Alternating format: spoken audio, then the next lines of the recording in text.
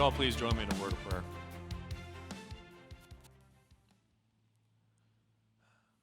Jesus, thank you.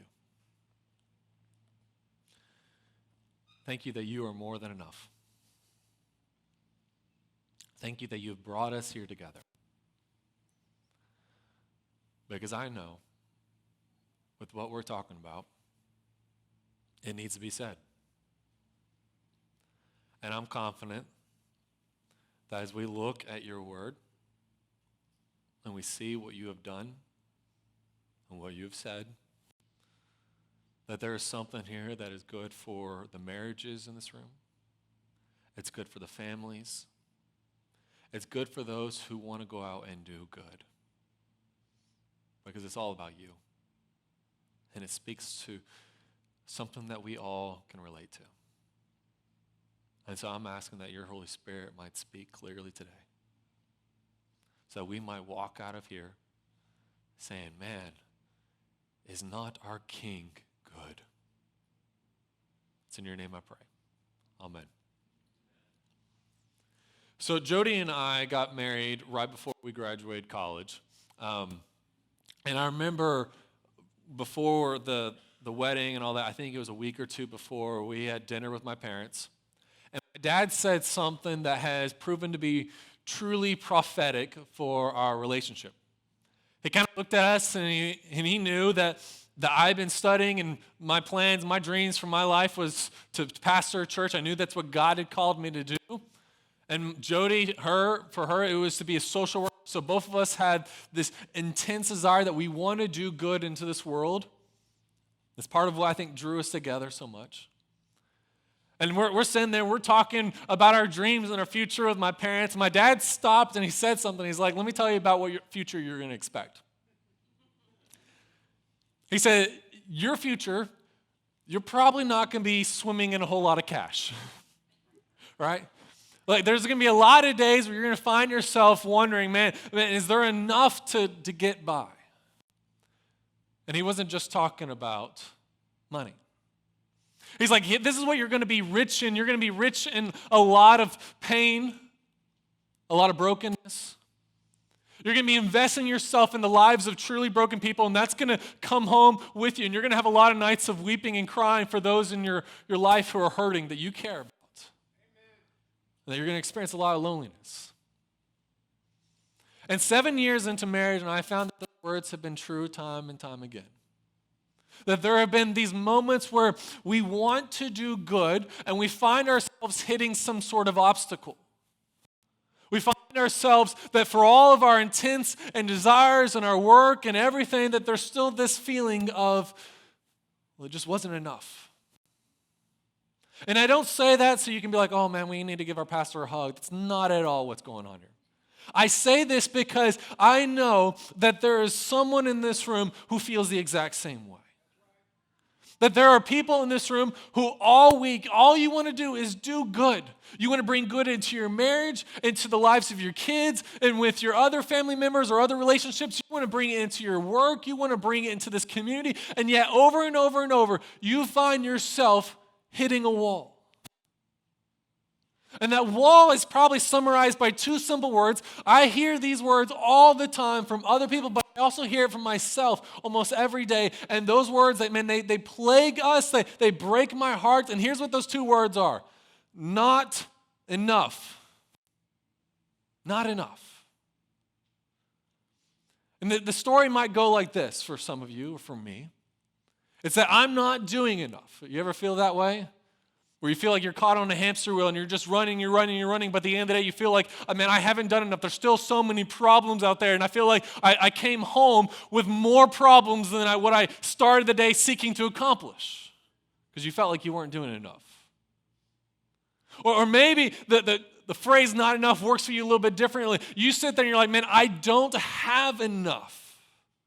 Meaning you don't have enough education or enough resources or enough time or enough helpers, whatever it is, but you look at the problem and you're like, there's no way I can accomplish this. There's no way I can do this. There's no way I can step into this and see this be something good because I don't have enough of what I need.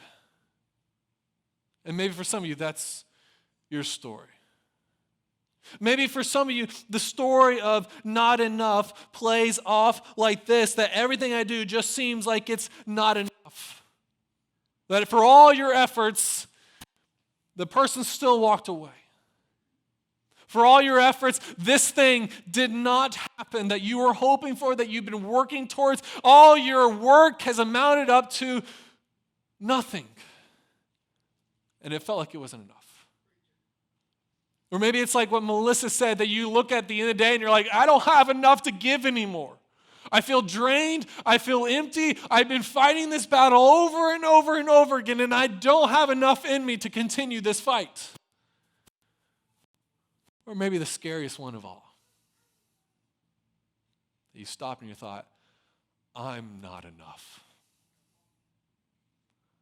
Like maybe you've been treated that way by someone else in a relationship. Or maybe you've destroyed some relationships in your life because at the core of who you are, how you view yourself as I'm not enough for this other individual, so I'm going to sabotage it, I'm going to destroy it. Man, we are constantly plagued by this question or these two words, not enough. And I'll be honest, I experience every single one of those. And I'm not bringing this up to bring any pain. You're like, Mason, I showed up on the wrong day. You said we were going to be encouraged today, but you're just diving in and stabbing at me. Like, that might be what you're feeling right now, but I bring this up because there is, in fact, hope. There is, in fact, something good for us today. And I believe it's found when we look at who Jesus is and what he has to offer. But I got to be totally honest with you. For the longest time, I thought Jesus could not relate to this dilemma. I thought, man, this guy, he walks on water. Everywhere he goes, there's a miracle. Everywhere he goes, there's a massive following. This guy looks like he could do anything. And maybe this week, as you sat down with your family each night and you open up the scriptures and you're like, today we're going to be reading from this chapter in Matthew, and you're reading together as a family, maybe you had that moment in your mind, back in the mind, you're like, man, this Jesus can do anything. And surely he has no idea what it feels like to lose. He has no idea what it feels like to be rejected. He has no idea what it feels like to be wrestled with these two words, not enough, until maybe you read last night.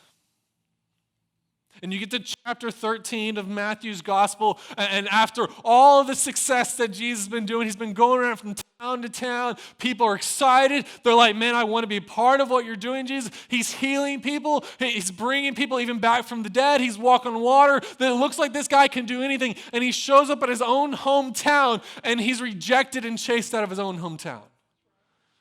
Because to them, he wasn't enough for them. And then you turn to chapter 14 today. And you read of something that is incredibly just haunting. Because you hear of this guy named Herod. Herod was the guy who was the king of the Israelites at the time. So imagine the drama when Jesus goes around, he says, I'm God's true and final king. But they already have someone who's sitting on a throne, a guy named Herod, who was a puppet king put there by the Roman Empire. Herod was not a good man. He was violent. He was egotistical. He would do things to puff himself up. So you start off in chapter 14 of Matthew's gospel, and you read that Herod decides to throw a party. And who does he invite to this party? But all the rich and the powerful, all his closest supporters. He brings them on to really brag about himself. And at this party, he does something truly shocking. He takes his stepdaughter and he has her do a strip dance in front of his guests to please them. And it's shocking. Like, this is what the king does? And he likes it so much that he promises his stepdaughter, he's like, I'll give you anything you could possibly want. And she says, man, I want John the Baptizer's head on a platter. And this is what's shocking, because John the Baptist, he's the guy who's the cousin of Jesus. He starts off in all the Gospels as the guy who's going ahead of everyone saying, guess what? The king has come. Let's get ready. Let's follow him. But he eventually said something that Herod's like, man, we got to shut this guy up because this was not a land of freedom of speech. So John goes around telling people that Herod is a wrong king because Herod, he took his brother's wife as his own after he killed his brother, because he wanted to marry his brother's wife. And John the Baptist goes around saying, this is wrong, guys. This is not the king that we need to have in charge. And Herod's like, well, we're going to shut this up. We're going to put him in prison. So later at this party, when his stepdaughter's like, this is what I want you to kill that man, Herod is happy to do it. Now, I got to imagine how Jesus must have felt when he heard the news that his cousin has just been killed. And I imagine if I was Jesus, the emotions that would be going through my head, I would be angry for one thing.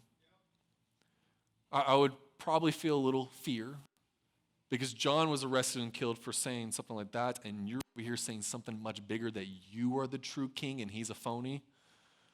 There would be a little bit of fear. But I think there would also be this wrestling of, man, you've spent probably a year and a half, 2 years at this point, trying to change the heart of the people. And then this happens. You'd be wrestling with, man, what's the show from all my work? Like, I think if you're Jesus, you'd be feeling like, man, has everything I've done just been not enough to change things at this moment? And I think we need to have that mindset. We need to be wrestling with how Jesus must be feeling when we turn to Matthew chapter 14. And the story goes like this.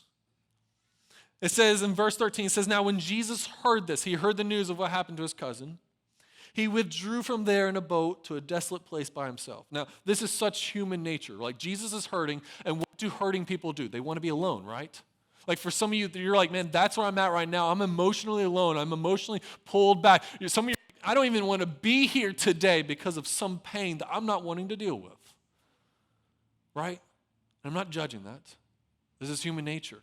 Jesus himself wanted to be alone when he was hurt. But then this happened. But when the crowds heard it, they followed him on foot from towns. Could you not imagine a more terrifying thing as an introvert, where all you want to do is be alone and thousands of people say, like, oh, we want to be around you. Like, for some of you introverts, you're like, this is my nightmare, right? Okay?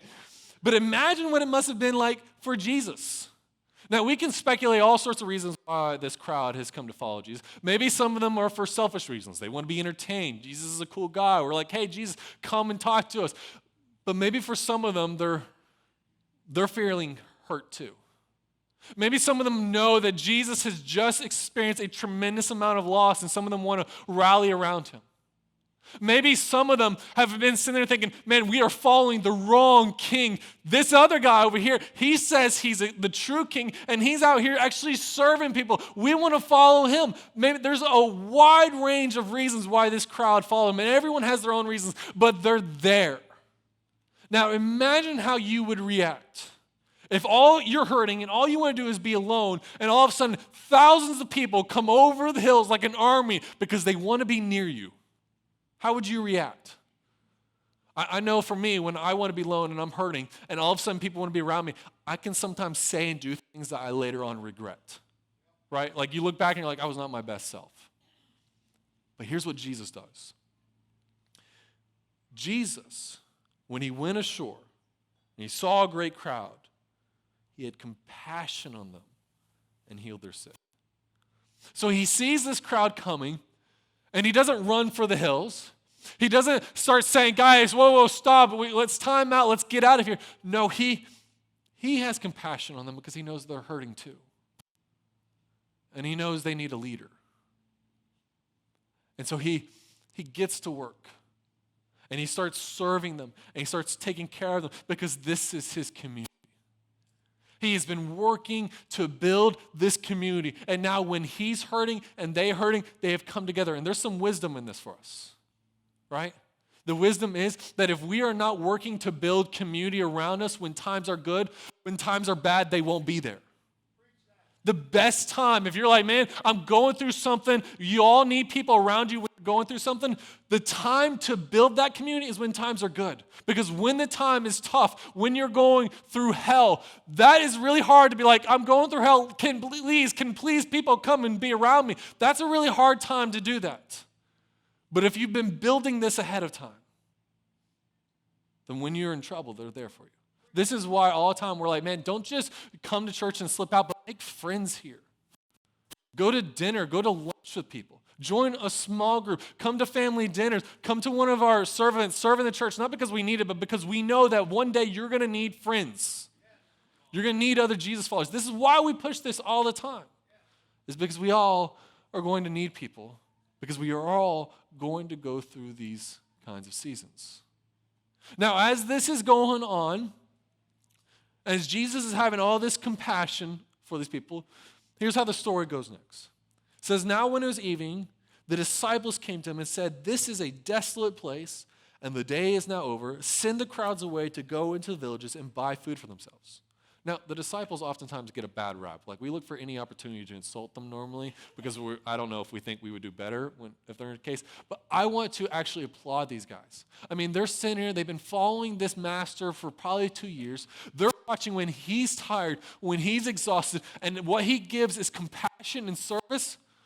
They're looking at that and they're like, man, we want to be part of this. Like, they've been watching Jesus do good, and now in turn, that's changed them to where they want to do good and serve.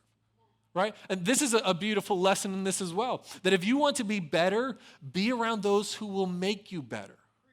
Jesus is sitting here doing something good, and they're sitting there like, we want to help too. Well, we know we're out here in the wilderness. We know that this is a dangerous, scary place. We know that people are going to get hungry, so maybe we can find some way to feed them, right? What if, Jesus, you just tell them to go out and just leave and get food? This is not them just like, hey, wanting to be rude. This is them actually wanting to care for this crowd because they're in a scary place altogether, right?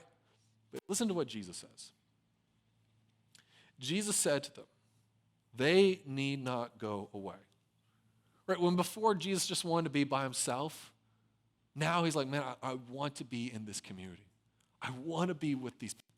I want to continue to serve them, which is something really encouraging for us because oftentimes when we are in pain, here's how we oftentimes feel like we are to others. We oftentimes feel like we are inconvenient to others. Do you ever feel that way? We're like, I can't talk about what's going on in my life because that'll be inconvenient to them to hear what I'm going through. Or they've heard it before, so it'd be really convenient. It'd be really selfish for me to bring up that pain again. But here's what's so encouraging about Jesus. Jesus does not find our pain inconvenient to him. Amen. I'm going to say that again because I know there's someone in this room who needs to hear that. Jesus does not find our pain inconvenient to him. He knows this crowd is hurting just as he's hurting. And he wants to continue to serve them. Now, the disciples have a good heart. They want to be part of it. They just don't know how to do it. And so Jesus, in classic Jesus fashion, when you spend time with Jesus and you start to care about the people God cares about and things like that, he takes that idea and he does something with it. Here's what he does with them. And this is kind of scary if you imagine you're in that position. He looks at these disciples and he says, no, they don't have to go away, but you give them something to eat. Amen. Have you ever had that moment? When someone comes up to you and says, hey, I have a great idea. We should do this. And you know, they're really not meaning we, they really mean you, right? As a pastor, I wouldn't know anything what that's like, right? So here's this group of guys. They come up and they're like, hey, we've got this great idea, Jesus. Why don't we mean you, send this crowd away to go get food? And Jesus is like, that's great. I want you to do it. I want you to feed this crowd. They don't need to go away. I want you to do it. Can you imagine the immediate anxiety as you're like, there's a lot of people here. Like there's a couple thousand people here, and we're a little bit lost. Now, before we get into what Jesus happens next, let me tell you about what Jesus is saying right now in this moment because it's beautiful and it's easy to pass up. You see, in the ancient Jewish mindset, there was nothing more honorable or sacred or special you can do for any other human being than to invite them to a meal. Because at the meal, that's where intimacy is created. That's where relationship happens. That's where God is present in the moment as people are sharing life together. And here's Jesus. He looks at the crowd. He says, I want to share a meal with them. I want them to feel like they're welcome. I want them to feel something special. I want them to feel like God is with them in this moment. And notice the contrast from how the story began. The story began where Herod threw a party. And who did he invite to the party? But the rich and the powerful and the people who supported his regime. And here's Jesus on the opposite side, and he's throwing a party of his own. But who's invited? But the people who feel like they are not enough. But the people who feel like they don't have enough, the people who feel like they can't give anymore, the people who feel rejected, the people who feel broken, the people who feel like they're on their last stand. And this Jesus is saying, I want you to be part of the party. But also look at the contrast. Herod sent out people to do some really sick and disgusting things in serving his party. But here at this party that Jesus is serving, he's the one serving. This is not a party to serve him. It's him who is serving these people. And he's inviting his closest followers to be part of what he's doing. So he looks at them, he's like, I don't want to send this crowd away. I want to share a meal with them. And I want you guys to be part of it. Now, here's probably how you and I would probably react. We'd probably be like, there's no absolute way we can do this, right? Because they look at him and they said to him, we only have 5 loaves here and 2 fish, right? Like Jesus, we have 2 fish sandwiches. That's all we have, and that's not enough to take care of us 12 men. Peter eats a lot. I think he was snacking on the way here, but we don't have enough to even feed ourselves out in this place, and you want us to feed all this crowd? Like, it's not enough, Jesus. It's not enough. Jesus, what you want to do with us in this moment, it's great. Man, we love it, but there's no way we can see how that can be done because we don't have enough of what we think is needed for this. Ever been there? Right? We all have. And here's the interesting thing. Jesus doesn't say, well, you should have done better planning and preparing, right? Or Jesus doesn't say, do you doubt me? Or Jesus doesn't say, like, man, you just don't have any faith. Like, you have such a limited view. Jesus doesn't do any of that. Instead, he looks at what they have and he says, bring them here to me. They say they don't have enough, and Jesus asks them to trust him with what they do have. Now, here's where this is a little scary, right? They barely have enough probably to take care of themselves. And they just heard Jesus say, I want to feed all these people. You're going to give me what you have if you want to be part of this. And imagine how that must feel for them. Because they're like, we don't have enough for us, and now you're asking us to give it away. What about us? What if we don't have enough to even take care of ourselves, for our family? Like what you're asking us, Jesus, man, even if I was to give you what you're asking me to give you in part of this vision, the mission, I don't know if I'm going to have enough to take care of myself or my family or my circumstances and situation. Maybe that's where some of you are right now, and I know what that feels like because I've been there. But these disciples, maybe after they're wrestling with that, maybe as they're weighing the food in their hands, stop and reach out and they're like, okay, Jesus, you have it. Now here's what happens next. Verse 19 tells us, Then he, Jesus, ordered the crowds to sit down on the grass, and taking the 5 loaves and the 2 fish, he looked up to heaven, and he said a blessing. Then he broke the loaves and gave them to the disciples, and the disciples gave them to the crowds. All right, so let's understand the whole flow of what's happening here, right? So Jesus is doing something good. These disciples are in close proximity to Jesus so that they start to have the same heart. They're like, man, we want to do something good with our lives that gives back to others. And maybe for some of you, you're like, man, I'm there. And so they come up with a plan. They're like, Jesus, this is something we would love to see happen.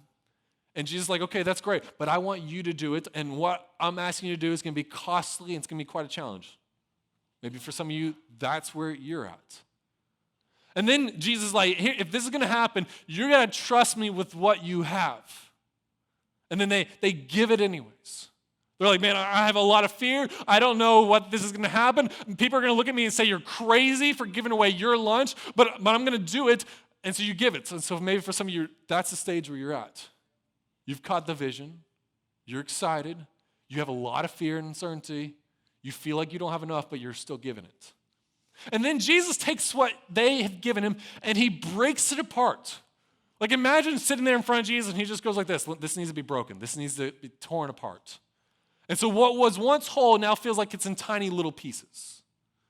And then he says, now give it away. And sometimes that's what it feels like.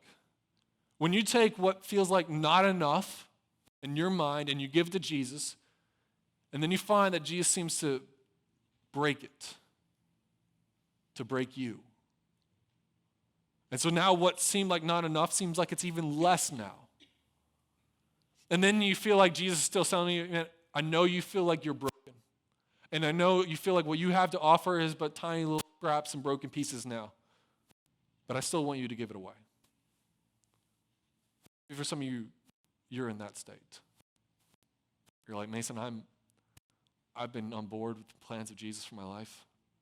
And I've been giving, but now I feel broken. And I don't feel like I have much to give to anybody right now. And I feel like what I have to give is just, it's broken. It doesn't feel whole. It doesn't feel real anymore. Maybe that's how you feel in this moment. But look what happens next. And I hope this is encouragement, especially for those of you in that last category. Because what happens next in verse 20? It says, and they all ate and were satisfied. All here, of course, being this huge crowd who came to Jesus hurting and broken, all of them are eating and being satisfied because the disciples, they gave what felt like not enough and they allowed it to be broken and torn apart. And then they took the tiny little scraps and they went out to thousands of people and they're like, here's what we have to offer. And this happened. Afterwards, they took up 12 baskets full of the broken pieces left over. The amount of leftovers might not be significant. And there could be a lot of danger with trying to over-spiritualize it, but I just want you to see the narrative here. These disciples, spending time with Jesus, developed the heart of Jesus. They want to do good things. But it feels like they don't have enough of what it's needed to accomplish the dream, the vision that God has given them. And yet God still challenges them. And they know to follow him into this, whatever that might look like, is going to be costly. It's going to be difficult.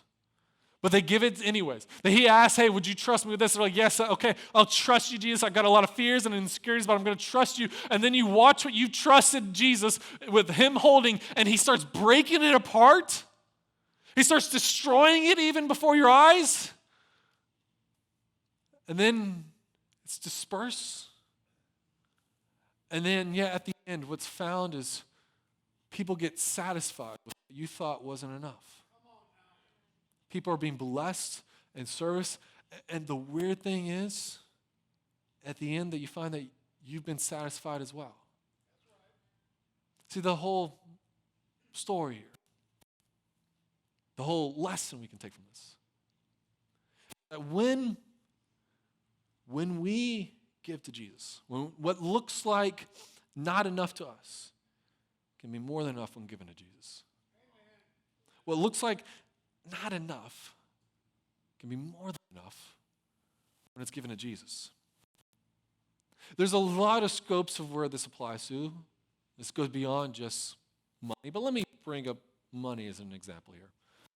So come after the first of this year, after 2024, or January 1st and all that, we're going to be launching in the winter and spring a building campaign with the heart of helping us to move into that space, to build a lobby. Now, it's a big goal, right? And it can be intimidating when you see the big number.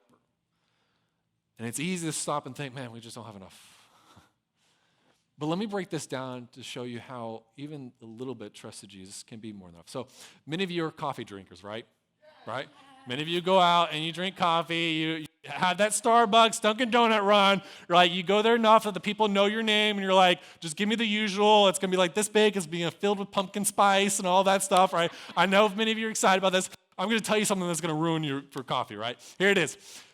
Imagine you spend $5 a day on coffee. Some of you probably like more. I saw a couple people roll their eyes and they're like, I wish it was just $5 a day. But imagine if you took $5 for coffee and you said, once a week I will skip my coffee run and I will give $5 to the forward fund here at the church. Right? $5. That doesn't seem like much. You know what that comes out to? About $20 a month. $20 a month. Now, I imagine all of us can probably find $20 in our budget a month that we can give to the forward fund. Now, but imagine this. Imagine if 50 people gave $20 a month. We have more than 50 people part of this church, and here's the day. Imagine if 50 people said, you know what? I can give $20 a month to the forward fund. You know what it comes out to? $1,000. $1,000, that's great. $1,000 doesn't seem like much, though, in the grand scope of how much work needs to be done. Until you realize this next fact. that in the 2 to 3 years we've been in this building, the average we bring each month is only $694 for our forward fund. In fact, before this year, it was less than $400 a month we were bringing a forward fund. So all the times when people are like, why is it taking us so long to move forward? Well, there's a reason for that. But I do not say this to shame or bash or insult or anything. But I say this so that we might be in awe of God. Because with that amount that we brought in each month, we've been building a home. You remember what it looked like in this space before we made it look like this? Like it was a warehouse, construction space, all that stuff. That balcony wasn't there. I think it went up to about this pole where there was another building or another room and that sort of deal. None of this stuff around us was like this. The kids area certainly wasn't in place. I remember it took us a couple of months before we were able to start kids services because we had to build that space when the Forward Fund had enough money in it. And through all this, through these tiny little bits, we've seen God build this home with less than $1,000 a month. With all these people. So imagine how quickly and what we could do if we were to say, man, I can skip a cup of coffee a week. Right? A little bit trusted to God. Oh man, he does a lot with a little bit that's trusted with him. This goes into other areas of our life as well. Say the change buckets, right? All year long, we collect change. And at the end of the year, man, it's always exciting when we open up that change bucket and we find out there's hundreds of dollars that we've raised for a particular charity in that change bucket just from the change. Just from when you go to McDonald's and you get like 15 cents back and then throw in the bucket and that adds up over time. Because that's how our God works. He doesn't need us. He has plenty, but when we give him what little we have, he shows us, that it's more than enough, right? This goes into so many other areas. It goes into our relationships as well. Maybe for some of you, you're like me, I've been trying to do what I can to make my marriage better, to make my kids' life better, to be a better husband and father and all that stuff, right? But when we give even the little bit into relationship, when we trust just what we have, it's always amazing to see what God does with it. Because what looks like not enough in our hands is more than enough in the King's hands. My sister, she's the one who kind of helped teach me this recently. So she has a 7-month-old daughter, and she's been a single mom for about 7 months. It's a whole issue and a drama. So her life is kind of crazy and chaotic. Back in August, I was talking to her. I was like, how is this going for you? What are you learning? And she's like, well, there's a lot of times you feel like you're just not doing enough. Right? You're like, so much is asked of her as a single mom. She never feels like she's giving enough. There's always something that needs to be done. There's always, the yard is going into a wreck. The dishes are piling up. It feels like everyone wants more and more from her, and she doesn't have enough to give. And I was hearing this, and I was like, man, I think there are plenty of married couples and families that feel that way as well. But she said something that has really struck me. She said, it's easy to lose myself in this feeling of feeling like I don't have enough or I'm not doing enough or I'm not enough for other people until late at night when it's just her and her daughter. And they're playing together and her daughter is just smiling and happy. And let me tell you, there is no happier baby on the planet than my niece. My sister Marina, she said, in that moment, it tells me a different story. That this is enough. That I am enough. I tell that for you guys. Because in the right hands, what looks like not enough can be more than enough. And I hope you would take that back to the situations that you're facing this week. It is good that you want to go out and do good. And it is good even when you face obstacles that make you feel like, man, you don't have enough. That you can't do enough. It is good in those moments to still find, man, I'm trusting God with what little I do have. And he's asking me to give this, and I'm going to give it. And even if that which I have given him is broken and feels like it's being destroyed before me, there is a reason still that is part of his process of serving others, of satisfying others, because Jesus is enough, like we sung earlier, right? But maybe for some of you, the aspect of not enough comes to simply the fact that you don't have a relationship with Jesus. Right? Like, it's not a matter of like, do I have enough to give to Jesus? It's that you don't have a relationship, so there is nothing there. And maybe today is a day that needs to change. Maybe today is a day where you get serious with God, where you know he's been calling you, but you're scared. You're nervous. Maybe today's a day that changes. Would you all bow your heads and close your eyes with me? In a moment, I'm going to pray, but I'm going to just be silent for a moment when the band can play if they want. But I believe that each one of us has something in our lives that where we're wrestling with those two words of not enough.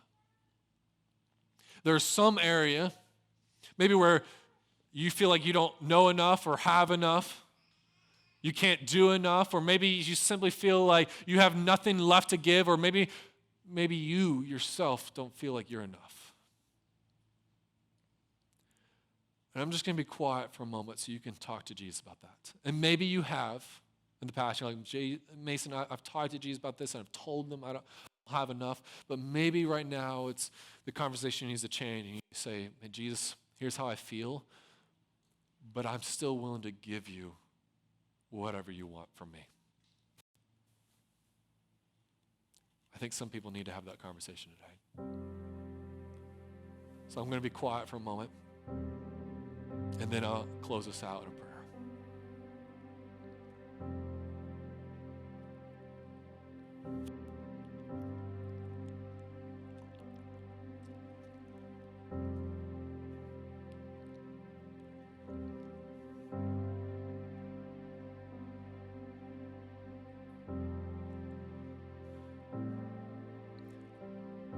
Blessed are you, Jesus, King of the universe, for you are right there with us.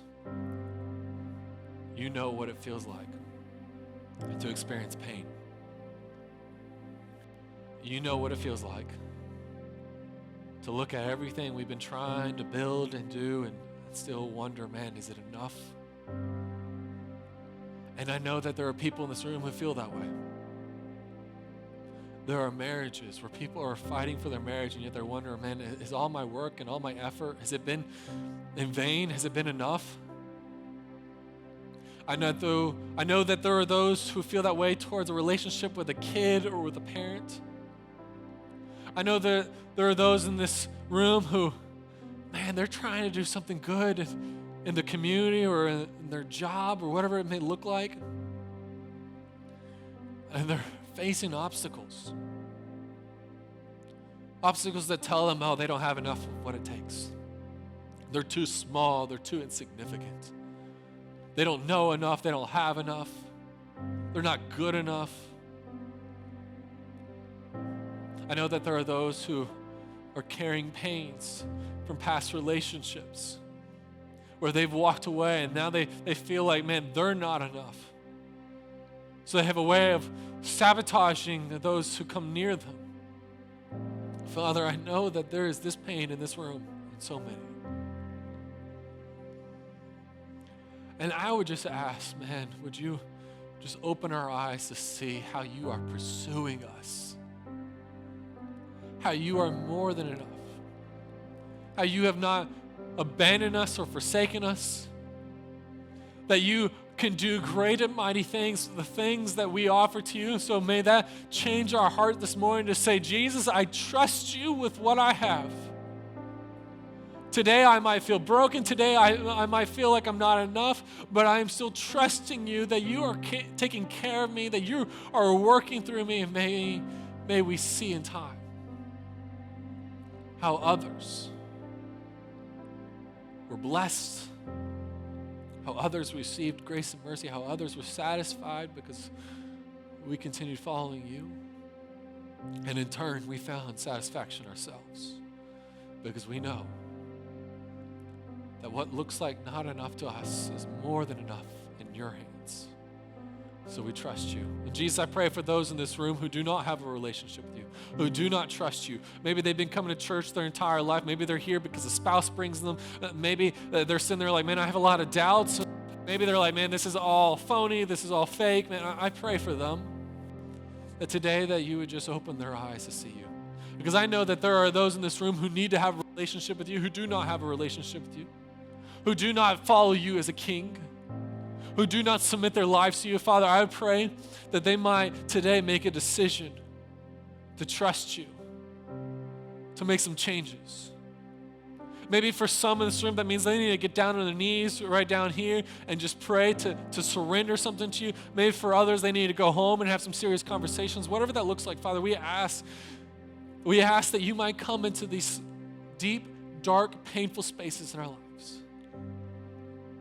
That you might show us how you're pursuing us, how you are enough. And may we in time see the evidence of what our faith has built, what our faith has relied upon. It's in your name I pray. Amen.